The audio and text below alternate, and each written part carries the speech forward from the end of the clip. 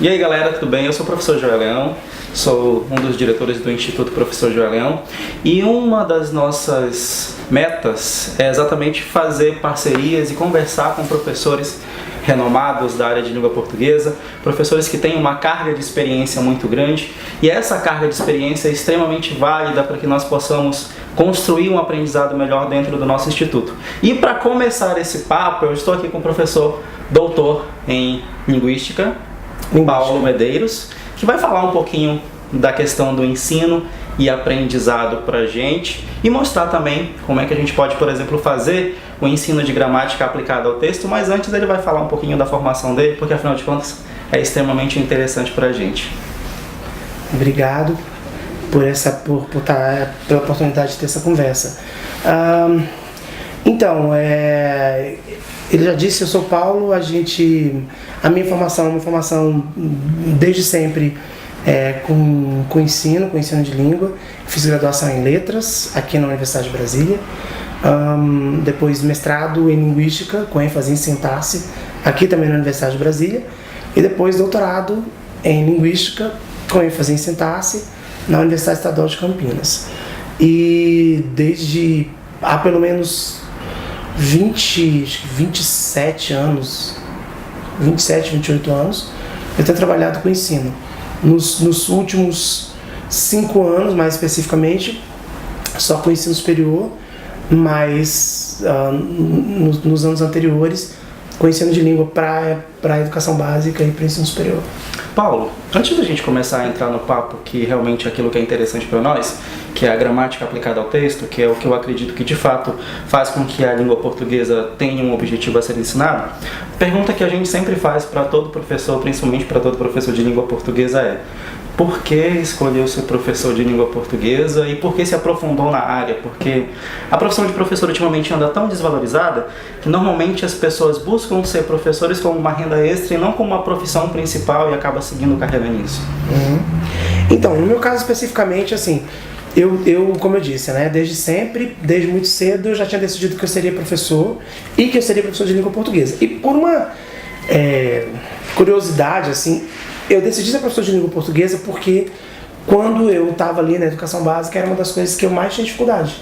Era uma das coisas que mais me deixava assim, sem saber o que dizer, era quando alguém perguntava: pô, cadê o sujeito aqui? Um sujeito? Como é que as pessoas conseguem entender? Aqui tem um objeto direto. Eu falava, isso tudo para mim era um mistério, eu não conseguia entender. Eu falava, isso não faz sentido. Eu entendia matemática muito bem, eu entendia física muito bem, mas português, como é que as pessoas conseguem entender isso? E dominar essas regras e conhecer essa coisa. Isso é uma coisa que me incomodava. E era uma dificuldade imensa minha. Eu não conseguia. Eu me virava assim com língua portuguesa na educação básica, com a literatura, que eu curtia ler, e aí eu me virava lá com as leituras, e quando tinha a prova de interpretação de texto eu curtia porque eu gostava lá de... Então assim, eu ia me virando com outras coisas que não... Mas quando chegava na tal da gramática eu falava, cara, isso não faz o menor sentido. E aí, por causa disso, e foi meio que um desafio, assim. Falei, não é possível, eu aprendo tantas outras coisas, por que eu não vou aprender isso, né? E aí eu resolvi, eu acho que eu vou estudar isso e vou estudar muito para ser professor disso. Tanto que, desde que eu comecei desde o início da graduação, a gente quando vai para o curso de letras, a gente meio que já acaba escolhendo, né? Alguém fala, eu acho que eu vou mais para a área da literatura, o outro, eu acho que eu vou mais para a área da gramática. Então ali desde muito cedo eu já sabia que o meu negócio era gramática, apesar de ter uma dificuldade muito grande, que os meus professores aqui na universidade detectavam, era uma dificuldade e eles detectavam, eles falavam, você não teve base? Eu falava, não, eu não tive base, eu não sei isso. E aí era um trabalho. Mas foi uma coisa que, como eu disse, né, isso foi um elemento motivador para mim, assim, uma coisa que me levou a querer muito. Falei, agora eu vou aprender. E aí eu me dediquei a isso. A partir daí, toda a minha formação, na pós-graduação, no mestrado, no doutorado, sintaxe, porque eu queria me especializar absolutamente nisso, nessa questão. Quando eu estava no ensino médio, normalmente eu também sempre sentia muita dificuldade em língua portuguesa. Tanto é que o primeiro vestibular que eu fiz na minha vida foi para exatas, né? Graças a Deus eu não passei. O primeiro vestibular que eu fiz foi engenharia civil, porque eu tinha uma familiaridade muito grande com as ciências exatas. E tinha um ódio horrível por língua portuguesa, e principalmente quando chegava na parte da sintaxe, chegava lá na parte das orações subordinadas. Na verdade, quando você começava a estudar sintaxe, que você começava a estudar a organização da frase, já era um inferno, porque o estudo de combinações faz com que você raciocine, faz com que você pense, porque tem toda uma lógica construída ali. Aí chegava no período composto, pronto, minha vida acabou, né? Tanto é que se você olhar no meu histórico do ensino médio, as minhas notas mais baixas, as médias mais baixas são em língua portuguesa. Fui fazer letras, porque afinal de contas a minha madrinha, ela meio que me obrigou, né? Então teve uma coisa familiar aí, teve uma coisa bem familiar, me obrigou a fazer letras. Foi uma coisa do tipo, olha, você vai fazer esse curso aqui, porque esse curso vai te engrandecer, vai te dar um conhecimento absurdo sobre a vida. E depois que você terminar esse curso, você escolhe o que você quiser fazer da sua vida. E acabou que comecei a fazer letras, tendenciei para a parte gramatical também, pelo fato de ser professor de cursinho. Mas uma coisa que eu percebi que quando você se torna professor, é que você começa a perceber os professores de língua portuguesa que passaram por você. E um fato, talvez um problema que eu percebi, é exatamente o ensino de português, principalmente o ensino de gramática, sem aplicabilidade, sem fundamento.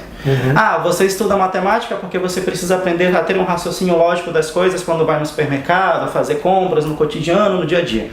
Mas quando você estuda português, parece dar a entender que a maioria dos professores não colocam aquilo como uma aplicabilidade do cotidiano. E quando coloca a aplicabilidade, é aquela coisa muito vaga, do tipo, você tem que aprender a falar e a escrever melhor e só. Pergunta que eu te faço, professor. Na sua visão de professor, quais são os objetivos do ensino de português, principalmente quais são os objetivos do ensino de gramática? Então, vamos lá. Para mim existem três pontos básicos aí. O primeiro deles é porque estudar gramática faz com que as pessoas desenvolvam um raciocínio linguístico. Isso é uma coisa interessante, desenvolver um raciocínio linguístico. Por quê?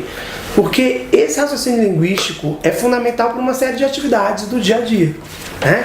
Então, começa a ter consciência das estruturas sintáticas, ter consciência de como a sintaxe da língua se organiza, ter consciência de que efeitos de sentido é que uma determinada estrutura, num determinado ponto, pode causar, enfim. Ter essa consciência desenvolve um tipo de raciocínio que, por exemplo, o estudo da matemática não vai desenvolver, o estudo da ciência de uma maneira geral não vai desenvolver, que é um raciocínio, como eu disse, linguístico. Quer dizer, uma coisa, pensar sobre como a língua funciona.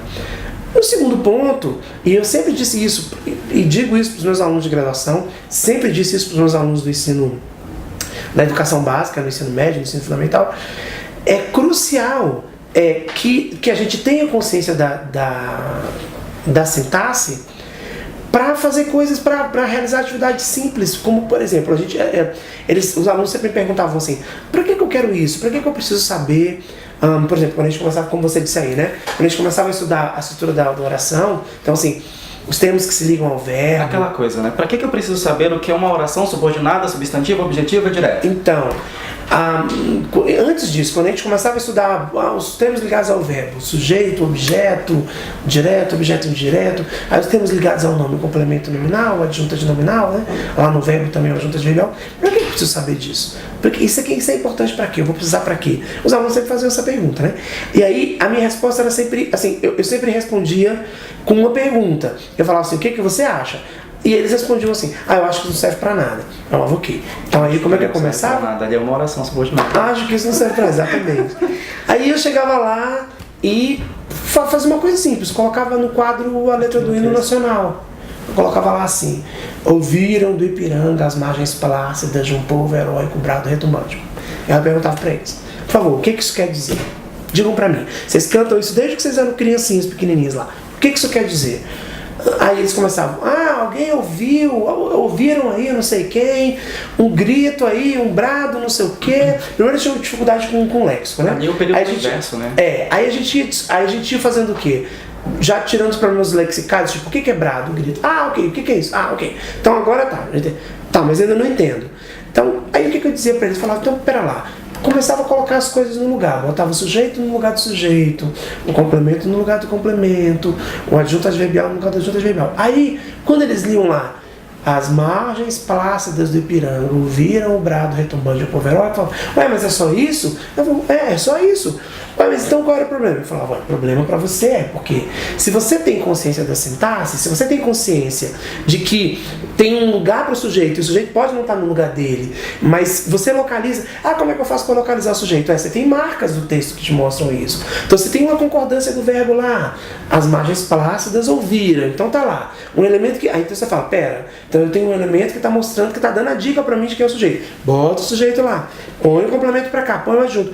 Quando você organiza a sentença na ordem direta, aí você fala, poxa vida, agora tá fácil. Pô, como é que você conseguiu isso? Ué, estudando gramática. Porque eu sabia onde era que o sujeito tinha que ficar, onde era que o objeto direto tinha que ficar. Aí como é que você sabe que as margens plácidas não é adjunto adverbial? Como é que você sabe disso? Porque como é que você sabe que é sujeito? Eu digo assim, bom, para ele ser adjunto adverbial, ele tinha que estar dando uma ideia de lugar, não é isso? É uma ideia de lugar. Se eu dissesse que alguém ouviu as margens plácidas do Ipiranga, eu teria que ter uma preposição. E para ter uma preposição, eu teria que ter um acento grave ali. Se eu não tenho um acento grave, então eu tenho índices ali. Mas tudo isso é muita informação, muito conhecimento. Então, viu? A gramática como um todo acaba sendo relevante para que você faça isso. E a segunda razão, para que interprete um texto, às vezes, quando ele está em ordem, como você falou, quando a ordem dos termos está invertida. Um segundo ponto, que agora é um terceiro, porque a gente falou que o primeiro era o desenvolvimento do raciocínio, um terceiro ponto é, você chega para alguém e diz assim, você presenciou lá aquela discussão entre aquelas duas pessoas? Fala pra mim, o que foi que aconteceu? Aconteceu isso, depois disso foi isso aconteceu por causa daquilo, aquela pessoa tomou essa decisão por causa disso. Ótimo, você me contou tudo bonitinho, agora escreve.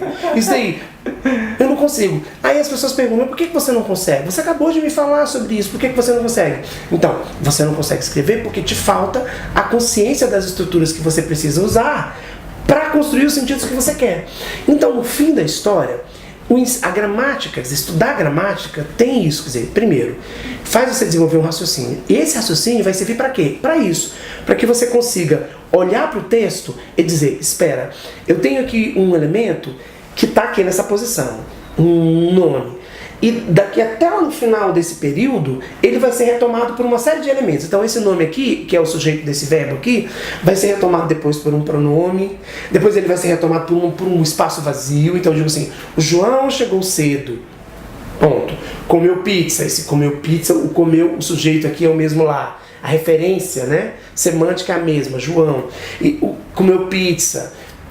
Naquele dia, o ele é o João.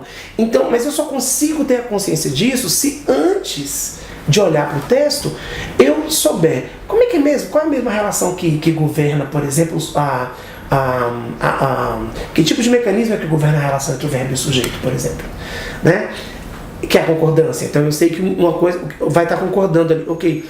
E depois, qual é o mecanismo que rege a relação entre o verbo e o complemento? É a regência. Ok, o verbo seleciona o complemento, ele diz, olha, tem que ter alguém aqui nessa posição e tal, então não tem que ter ninguém aí, se aparecer alguém aí nessa posição, não é um complemento. Quer dizer, então todas as informações são cruciais, porque na hora que eu estou diante do texto, então eu consigo. Eu digo, espera lá. Então, quando eu vou ler, eu consigo recuperar as relações que são estabelecidas ali, porque aquilo é uma cadeia de sequências linguísticas, e quando eu vou escrever, muito mais. Quer dizer, tendo consciência da estrutura sintática, é muito fácil. Eu já sei qual é a estrutura sintática que eu preciso, qual é o elemento sintático que eu preciso usar para obter aquele sentido.